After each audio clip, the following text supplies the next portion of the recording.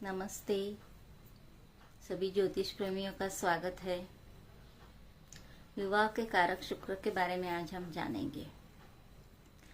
वैवाहिक जीवन में शुक्र बहुत ही ज़्यादा इम्पोर्टेंट है, क्योंकि विवाह जो है ये एक दो लोगों का मिलन होता है। दोनों में एक दूसरे में एक अट्रैक्शन होना चाहिए, दोनों में एक दूसरे में रस होना चाहिए, एक अलग सा सौंदर्य, रूप रंग ही नहीं लेकिन कुछ क्वालिटीज होती है, वो भी शुक्र का रूप होती है। ये सब हमें शुक्र देता है। तो शुक्र जो है विवाह में अत्यंत उपयुक्त और कारक बन जाता है, खास करके पुरुषों के कुंडली में। शुक्र हमें जीवन में सौंदर्य, सुख और रसिकता, कलाएं और जीवन का आनंद लेने की शक्ति देता है। शुक्र हमें जीवन के हर सुख देता है। भौतिक सुख यानी कि आपको गाड़ी, बंगला, वाहन, और वैवाहिक सुख जो सबसे ज्यादा इम्पोर्टेंट है, यह हमें शुक्र देता है। खास करके पुरुषों के कुंडली में विवाह के बारे में शुक्र को देखा जाता है, शुक्र की सिचुएशन को देखा जाता है। शुक्र आपके कुंडली में कैसे है, शुक्र के 7वें भाव में क्या है, कौन से प्लैनेट पे शुक्र की दृष्टि है या फिर किस प्लैनेट की दृष्टि शुक्र पे है, ये हमें जांचना पड़ता है। अगर पाप ग्रहों की दृष्टि शुक्र पे है, शुक्र शत्रु राशि में बैठा है, शुक्र नीच का हुआ है, तो वो इंसान के जीवन में, विवाह में रुकावटें पैदा कर सकता है। सारे सांसारिक सुखों में, भौतिक सुखों में, आपके घर की समृद्धि, सुख शांति समृद्धि में रुकावटें पैदा कर सकता है। तो शुक्र शुभ कैसा होता है? जब शुक्र उच्च का होता है, अपने मित्र राशि में बैठा होता है। शुक्र का संबंध 7वें भाव से, जिसे हम विवाह का कारक भाव कहते हैं, उस भाव से आता है, तो आपका विवाह सुखमय और समृद्धि से भरा रहता है और विवाह में रुकावटें नहीं आती है और जीवन साथी भी मनपसंद मिलता है और कला गुणों से और सौंदर्य से भरा हुआ होता है। शुक्र हमें जीवन में वो सारे सुख देता है जो जीवन को सुख शांति से भरा रखे। तो यहाँ पे पुरुषों के कुंडली में शुक्र क्यों देखा जाता है? क्योंकि पत्नी के लिए विवाह में शुक्र पत्नी का कारक है एक पुरुष के कुंडली में, और स्त्री के कुंडली में मंगल एक पति का कारक है।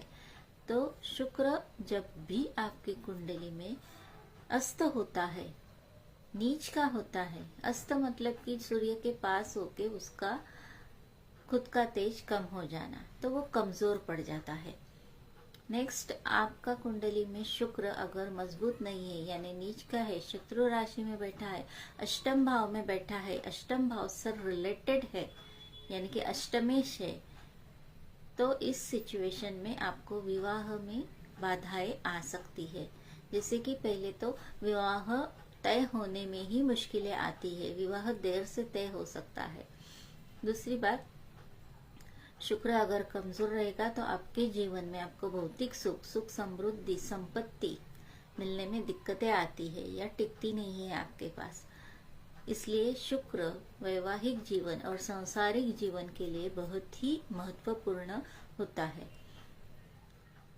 और शुक्र अगर अच्छा है तो कैसे? शुक्र उच्च का होना, मीन राशि में शुक्र उच्च का होता है। मीन राशि का शुक्र व्यक्ति के लिए अच्छा होता है, क्योंकि उस राशि में शुक्र खुश रहता है। 12th हाउस यानी मीन राशि, ये जो है ये शुक्र की उच्च राशि है, क्योंकि शुक्र जो है सारे सुखों का उपभोग करता है। इसे हम विवाह के विचार से कहे तो इसे शैया सुख का स्थान भी माना जाता है। दूसरा, हमें दूर दूर के ट्रैवलिंग, लैविश जीवन जीना, शौक से पैसे खर्चे करना, ये सब यहाँ पे आता है। इसलिए इस स्थान में शुक्र खुश रहता है। और कन्या राशि में शुक्र नीच का होता है, क्योंकि कन्या राशि में वैवाहिक जीवन के दृष्टिकोण से विचार कम होता है, और कन्या राशि जो है बहुत ही व्यवहार पूर्ण राशि है। सोच समझ के पैसा जमा करना, बैंक बैलेंस बढ़ाना और पैसा खर्चा करना, वो भी अपने लिए, अपने खुशी के लिए, ये सब पे वहाँ पे एक लिमिट आ जाती है। इसलिए कन्या राशि में शुक्र जो है नीच के होते हैं। दूसरा, बुध की राशि है कन्या राशि, जो व्यवहार पूर्ण है और व्यवहार के बंधन में शुक्र को बंधना पसंद नहीं होता है। तो शुक्र जब भी मजबूत होगा, सप्तम स्थान से उसका रिलेशन होगा, या सप्तम स्थान पे शुक्र की दृष्टि हो, सप्तम स्थान पे शुभ ग्रहों की दृष्टि हो, खास करके गुरु की दृष्टि और शुक्र की दृष्टि हो, तो आपका वैवाहिक जीवन, आपका जीवन साथी बहुत ही अच्छा आपको मिलेगा और आपका पूरा वैवाहिक जीवन बहुत ही संतुष्टि भरा, सेटिस्फैक्शन भरा रहेगा। इस तरह से शुक्र आपके विवाह में अत्यंत महत्वपूर्ण है। तो शुक्र अगर आपके कुंडली में मजबूत नहीं है, कमजोर है, तो उसकी मजबूती कैसे बढ़ाए, इसके लिए एक छोटा सा उपाय मैं आपको बताऊंगी। एक सिंपल सा उपाय है। आपका ये जो शुक्र का माउंटेन होता है हमारे अंगूठे के नीचे, इस माउंटेन पे हमें सुगंधित अत्तर लगाना है, जैसे कि केवड़े का या गुलाब का, और खुद को लगाने से पहले माता रानी को लगवाना है, या कुलस्वामिनी को या माता लक्ष्मी को लगाइए हर शुक्रवार के दिन।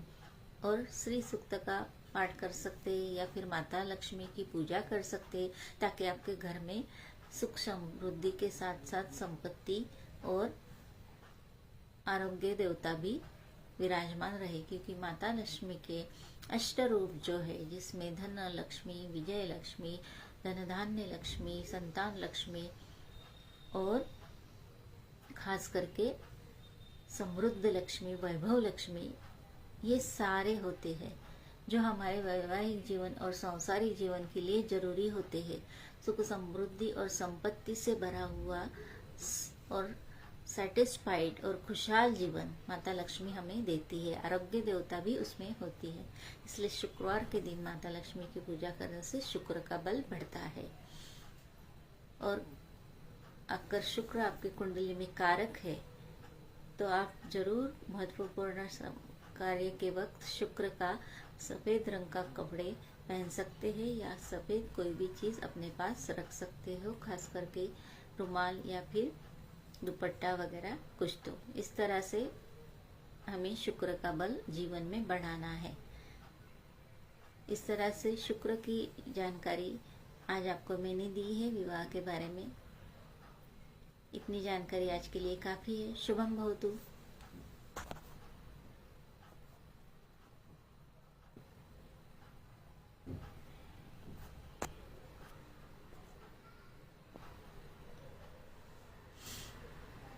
फिर मिलेंगे अगले गुरुवार।